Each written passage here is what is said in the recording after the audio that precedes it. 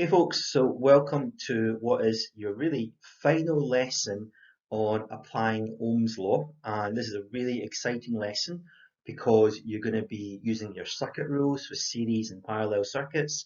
You're going to be using your resistance rules for parallel and series circuits and combination resistors and Ohm's law all together in one question.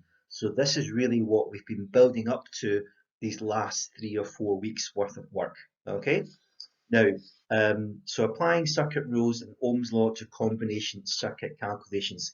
And these are the type of circuits you're going to see in your exam. So we're going to be doing quite a lot of worked examples.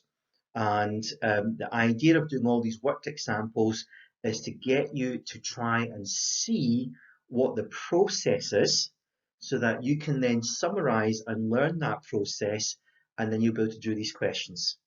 Now, something I'm going to try and do from now on is to include this MTV symbol at the bottom, and that's really just as a guide to tell you when it is that we're trying to make our learning visible, and this will help you when you're filling in your making learning visible worksheet, right? So hopefully keep your eyes peeled for that, and so that will help you as well. Okay, so first of all, it's always nice to start with a wee bit of revision. So as a starter, what can you tell me about these two types of circuits? So pause the video, have a wee think. What rules or laws can you tell me about these circuits? Okay, on you go and do that just now. Right, so hopefully you are able to give me these laws for the series circuits.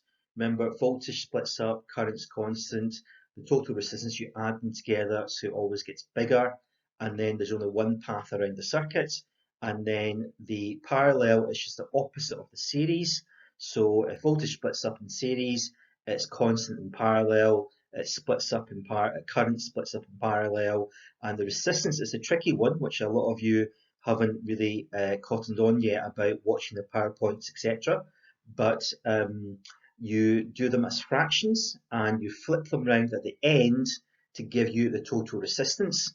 There are a few shortcuts as well. For example, if the two resistors in parallel are identical, you just half one of them to give you total resistance, and that the total resistance is always less than the smallest resistor in parallel. We're going to look at some examples of that a bit later on. And then finally, two or more paths around the circuit. So these laws here, I would say, are part of your MTV. Okay. So another wee reminder, Ohm's law, remember, is voltage is equal to current times resistance. And by this stage now, I really kind of expect you to be able to rearrange this without really using this triangle, right? Because remember, you're not going to get this triangle in the exam. You can, of course, write this down yourself as soon as you get into the exam, but you have to be able to rearrange it as best as you can without using this triangle. Okay, I'll put it here just now, but try and move away from using the triangle to help you folks. And then a final reminder is remember that in the last lesson we were looking at combination circuits which kind of looks like this, and we were trying to convert them into something which had only one resistor and your cell there. Don't worry about the switch there, that really shouldn't be there, but the idea is you're combining all of these resistors to give you one single resistor. Okay, and the tip was to use our rules for resistors in series and parallel, and then Ohm's law. Now, the trick for these ones was figuring out which bits are in parallel and which bit are in series to each other. So the idea then was to think about the current, and if you think about the current, if there's only one path to go through, then it's in series. If there's two or more paths for it to go through, then it's in parallel. Okay, so that's a way to think about how to do your combo circuits, right? If you're still not sure about that, look over that lesson again. Try and think about what the process is. So look through those worked examples and then try and see if you can learn that process by applying it to the questions in the assignment. Okay, That is probably the bit that will take you the most work. If you can get that bit there, you'll be able to do the questions today, most of them. Okay, so here is my process. So notice this is us making our learning visible. Okay, and it's a bullet point of things you do. So when you do these questions, folks, use this bullet point. So I would even recommend, as you first do these, copy out this bullet point here as a wee checklist, and then you can use it as you go through each question. Once you get confident and good at doing these questions, you don't need to use this bullet point anymore. But if you're stuck, I would go back to this slide here or these bullet points to help you. Okay? So the key idea is always, as I said to you, is first of all, if you're given a circuit like this, our process tells us label the circuits for R, I, and V. So what I mean by that is you would label down your R1, your R2, and your R3. Okay, and that means you now know R1 would be V1, V2, and V3, etc.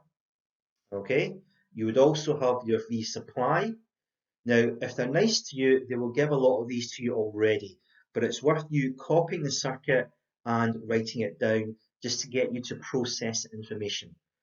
Simplify the circuit using circuit rules. So remember, you're adding your resistors together using your series of parallel circuit rules, just like I went over with you in the last slide.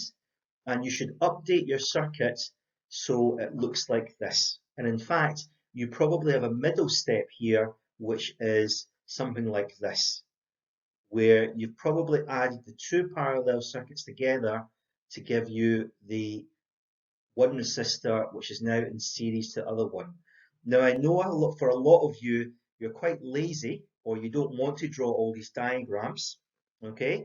But for me, drawing these diagrams is really, really useful because it helps you keep track of things.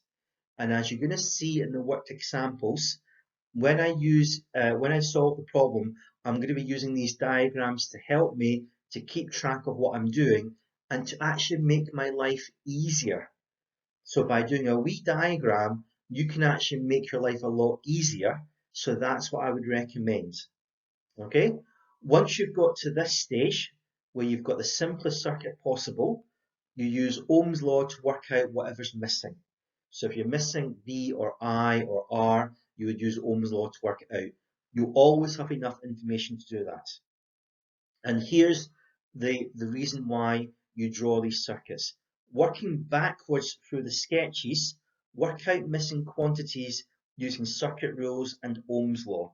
So once you know what the voltage, current and resistance are here, you can then use your circuit rules to work out what any missing quantities are here and here as well. And again, I'm going to show you this with the worked examples. Obviously, as you get better at this and more confident, you can miss out some of these steps here. But if you're ever stuck, you always go back to this process, right? So this is your learning made visible. And this is a process I want you to try and learn and be able to apply.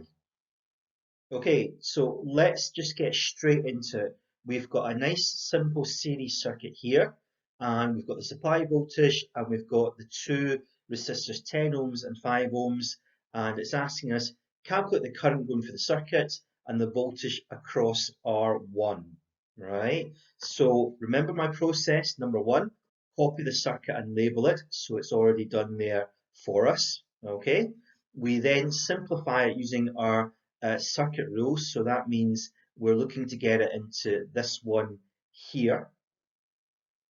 And we can do this because it's a fairly straightforward circuit. Okay, so keep your numbers there to help you remember what's happening. Now, this is in series, so we just add them together and we get 15 ohms. Now, obviously, you can do working here if you want. You could write down RT is equal to R1 plus R2. I'm skipping it just now because it's a bit of a pain to write it on the slide as it is. Plus, it should be pretty straightforward for you now. Now we're not finished because it's asking us for the current going through the circuit. So what we do then is we write down Ohm's law. Now remember exam technique, know it, find it and calculate it. So we know it because we know in our diagram we've got the voltage and the resistance and we're seeing the current. So you write down your equation first of all because that's 1 mark here. Your second mark would be substituting in your values. So 12 is equal to I times 15. Okay, and then that means I is equal to 12 over 15, which if I simplify will become 3 over 5, 3 over 4, 3 over 5. No, sorry, yep, now if I do it, it's 4 over 3,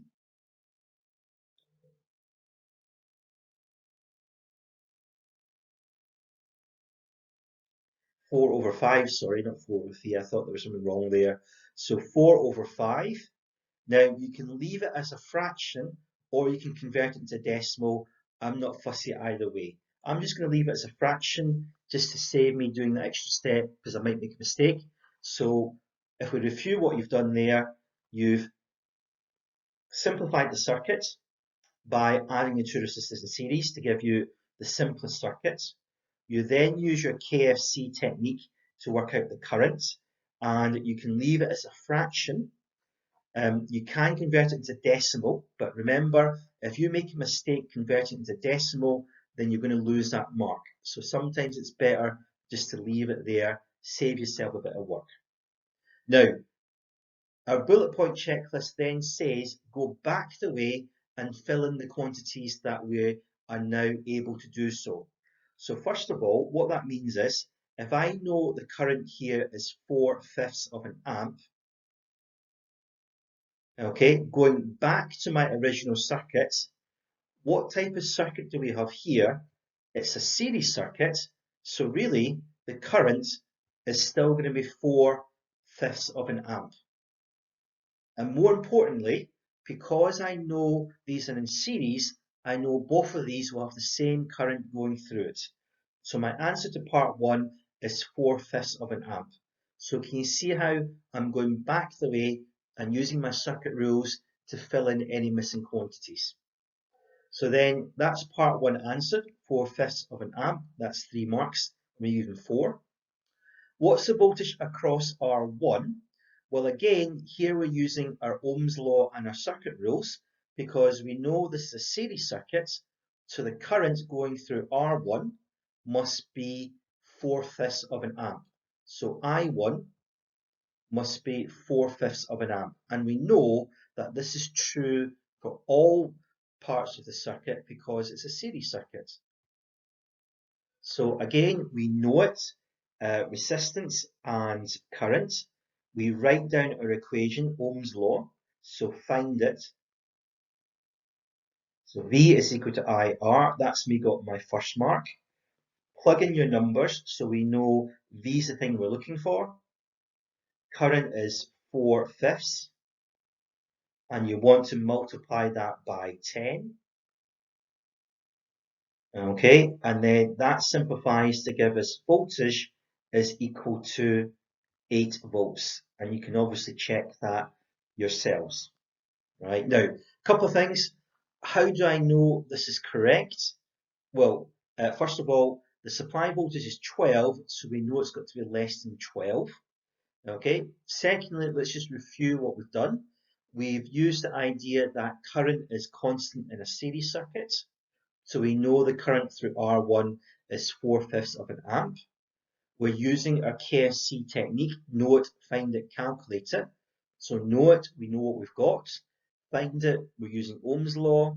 We're plugging in our numbers. We then write the answer, and then that's it, folks. Okay, a wee bonus question for you. If R1 has 8 volts across it, what's the voltage across R2? And you should be able to work it out fairly easily because remember, voltage splits up in series. So if this is 8 volts, it's got to add up to 12. So that means it must be 4 volts, right? And the really cool thing is, if you work it out using Ohm's law, you would do V is equal to IR.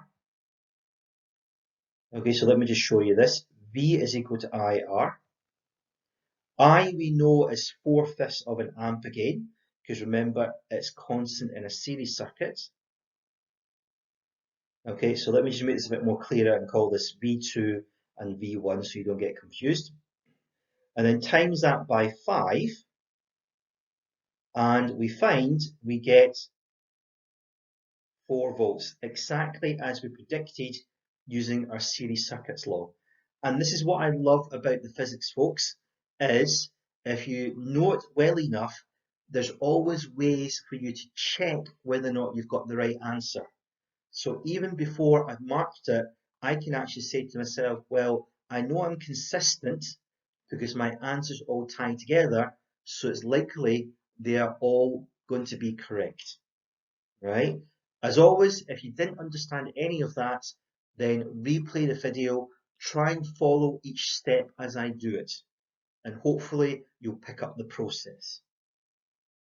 Okay, now second example, and we're making things a little bit more complicated now, because notice we've got a resistor in series and then resistors in parallel, and they are connected together, right? So now we're looking at a combination circuit, right? So again, it's asking you quite similar things. Calculate the current going through the circuit. Which resistor will have the largest current going through it. So we change there. But the thing I want you to appreciate is we're still using the same process. Write down what you've got, simplify the circuit, calculate any missing quantities, and then work back the way to fill in the quantities that are missing or that you want. So let's look at that process again. Write down what you've got. We've kind of done that. If we want, we could write down V1, V2, V3, etc. But we're not looking at voltages, so we can leave that. Simplify the circuit. Now this is where drawing the circuit out will help, because if we think about the circuit, the current comes along here. And how many paths has it got to go through those 2 bits? Kind of told you the answer. There's 2 bits, so we're actually converting this by adding resistors in parallel, right? So let me recap that. There are 2 ways for the current to flow, so it must be in parallel. So what we do is we do a parallel resistor here. So 1 over RT is equal to 1 over R1 plus 1 over R2, or in this case, 1 over R2 plus 1 over R3, because I'm going by what I've written down in my circuit. So just notice that, R2 and R3. So KFC technique, write down your equation. That's 1 mark straight away. We plug in our numbers, so that's 1 over 3 plus 1 over 6. Okay, now remember, you can add these on your calculator. I don't expect you to do this in your head, but you might be able to do that, it's fine. You should get 3 over 6 as your answer. And this is where a lot of you were caught out.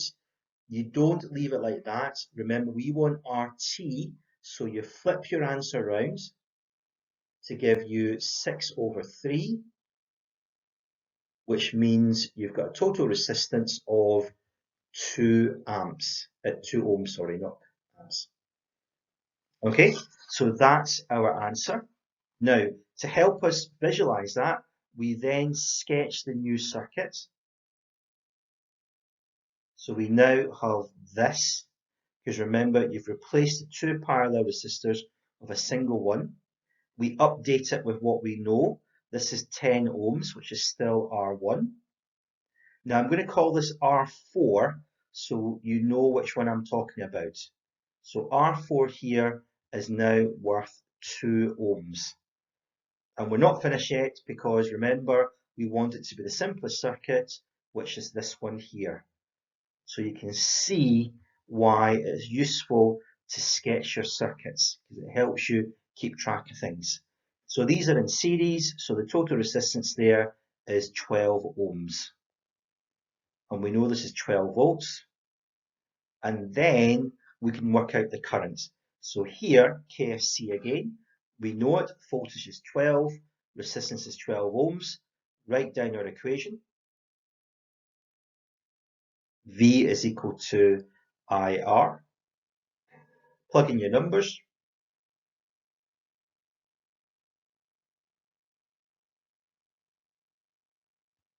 And then your current is simply 1 amp.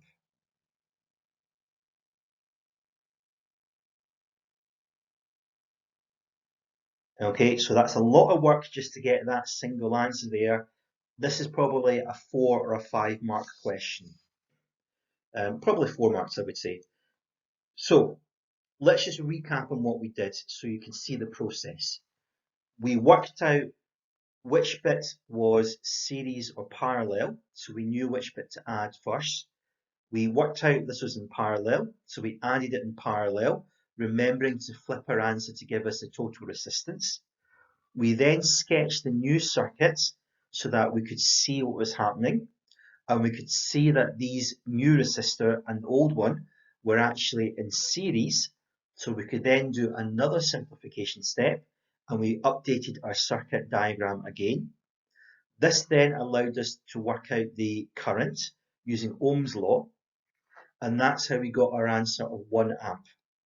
Now, if you can appreciate that process, folks, it's really the same as last time. It's just that we've had a wee extra step to get to here. Now, if you can see that and try and apply it every time, you'll have got what I'm trying to teach you today. Now, the final bit is we go back the way to work out our values. Well, if it was 1 amp here, it must still be 1 amp coming from the battery because we've not actually changed anything. Okay, we've not changed anything. And then going back to the final one, again, that must still be 1 amp from the battery because again, we've not really changed anything, right? We've not changed the battery's still the same, it must be giving us 1 amp. So the answer to part 1 is simply 1 amp. Okay? Now, part 2, which resistor will have the largest current going through it? Well, if we look at these two circuits here, they're both in series, so what can you say about the current going through those? They must be the same. So we know there is 1 amp going through all of the resistors in this circuit. The one it's really asking you about is this circuit here, because if you notice, we've got this bit in parallel. So first of all, let's do it logically. There's 1 amp going through this one, that's easy because there's only one resistor. There's 1 amp going through both of these because they're in series, and this will help us because that tells us these sets of resistors are in series to each other, so we know that there's 1 amp going through here. Okay, and if you think about it, think about what the current does. It starts from the battery, I'll do it in red. It's 1 amp here, it's 1 amp down here, it splits up, which we'll talk about later on, but then it recombines to give us 1 amp, 1 amp, and 1 amp. So can you see how we can use our circuit laws here? So R1 has 1 amp going through it. Now, how does the current split here? Well, this is where we use our other knowledge, which is current always takes the path of least resistance. So that means of these two resistors, more current will go through the 3 amp than the 6 amp. Right? Let me repeat that. Current always takes the path of least resistance. So that means the smaller the resistance, the bigger the current. So that means of the two resistors here, this is going to get more current than this one here. There will still be current going through here, it will just be less than here. Okay, so we don't need to work it out exactly, but we can just say this will have more current, R2 will have more current than R3. Now, if we think about the question, which resistor has the largest current going through it, then the answer is actually R1. right? And the reason for that is because if you think about it, the current's got to split up here, so that means 1 amp has got to split up in some way. So neither of these resistors are going to get more than 1 amp. So comparing it to R1, R1 is always going to get 1 amp, so that means R1 is going to have the biggest current going through it. Okay? Now, I know part 2 was very hard, so in terms of a level, if you're aiming for a grade C, you definitely want to get question 1. If you're aiming for a grade A, you definitely want to get question 2. If you're aiming for a grade a B, sorry, or an AB, I suppose, you want to at least try and get question 2 correct. Okay? If you don't understand it, look through the slide again. I know it's a lot of talking, a lot of information. Write out each step so you can follow what I'm saying, and then try and go over it again. Put the effort in, folks, and you will see the reward.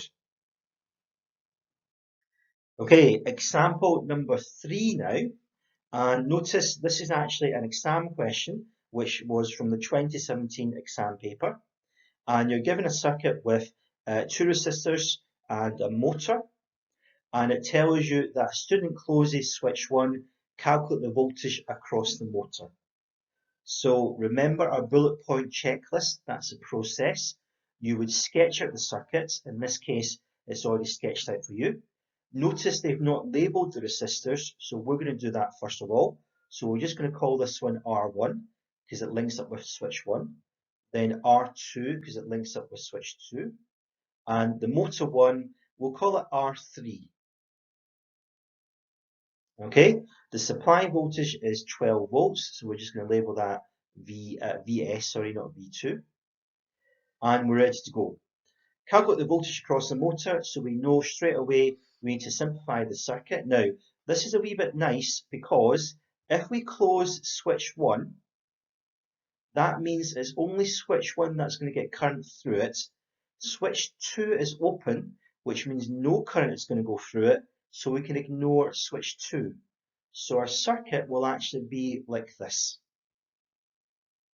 And what I'm going to do is just draw a cell rather than a battery, because this circuit here is just to help me. You're not going to get marks for it.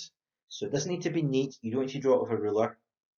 So again, just label it with the quantity so we know what we're talking about. KFC, remember, 12, and we know this is 15 ohms, and we know this is 25 ohms. And if we look at this, folks, you can see straight away by sketching it, you can see what type of circuit we've got. Series circuit. So then all we do is we add this together. So our final diagram, hopefully by now you realise I'm doing the same thing every time, right? I'm repeating the same process every time. So practice will make perfect. So that means it's 15 plus 25, which is 40. Okay, that's 12 volts. And then that lets me work out the currents because again, using my KFC technique, V is equal to IR. Okay, so it's 12 is equal to I times 40.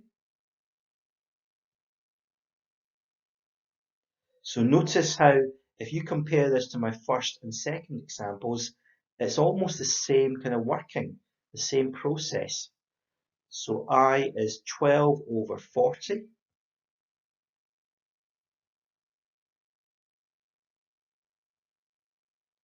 Okay, which if my arithmetic is correct, is 3/10. Okay, and I'm just going to leave it as that because I don't want to give myself extra work and making a mistake. So the answer there is 3/10 amps. Now we work back the way, just like before. This has got 3/10 of an amp. This has got 3/10 of an amp. So what's the current going for the motor? It must be 3/10 of an amp. So we know the resistance. We can calculate the voltage as it asks us to. So V3 is equal to I times R, okay, is equal to 3/10 over 25, sorry, not over 10 times 25. Okay, so that's the same as 75 over 10, which simplifies to 15, sorry, can't be 13, 15 over 2, okay, and that means it's about 7.5 amps, volts, sorry.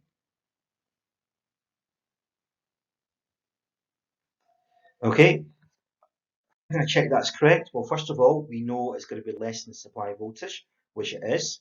Secondly, I can tell I've got a bigger resistance here, so I should have a bigger voltage, because a bigger resistance means you need more energy to get the current through it. So we know that's roughly correct. What's the voltage across these two sets of resistors?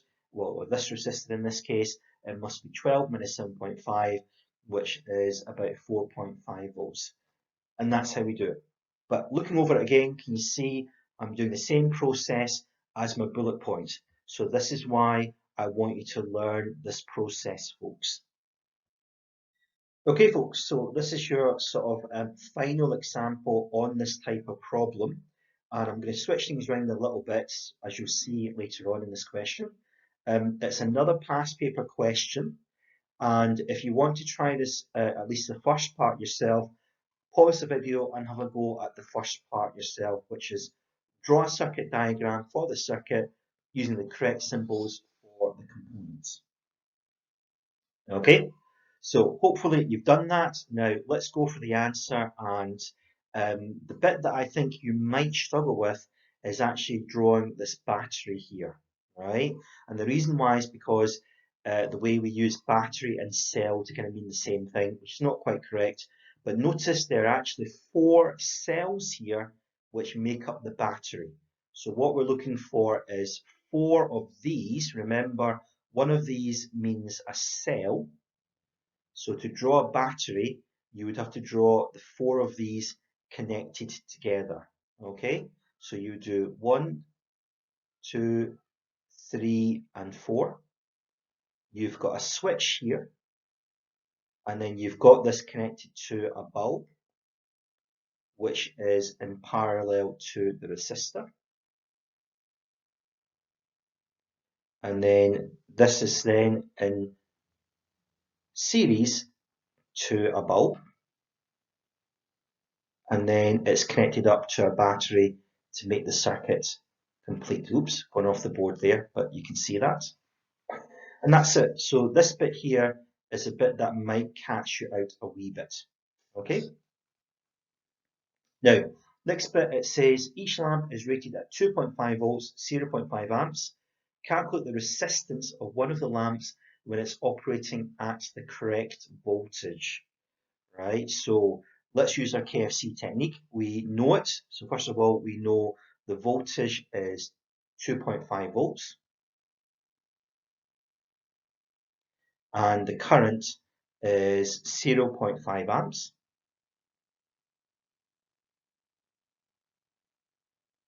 And we want to find the resistance.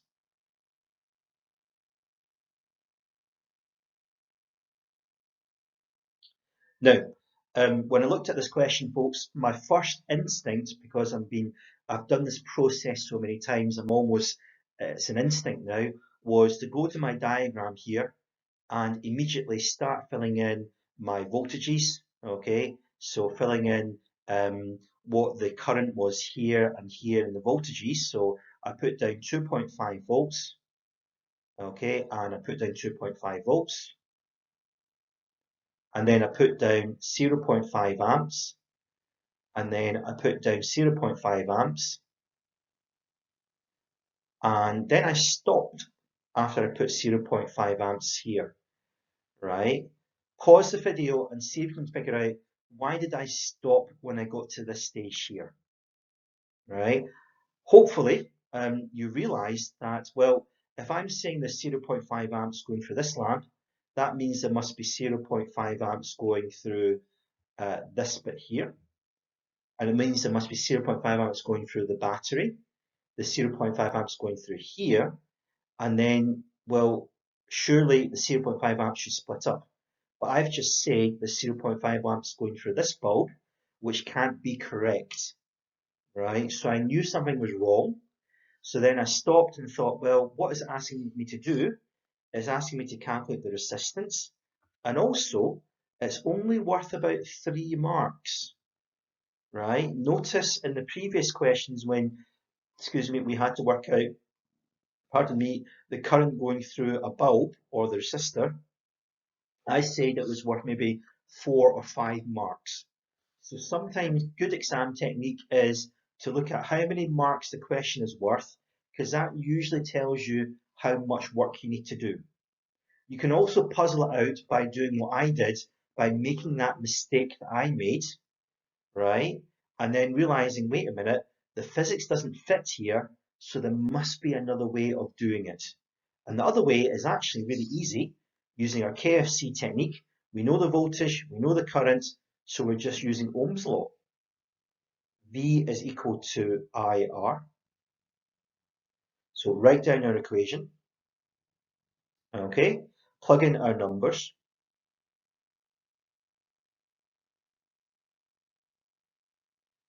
And then we can work out our resistance,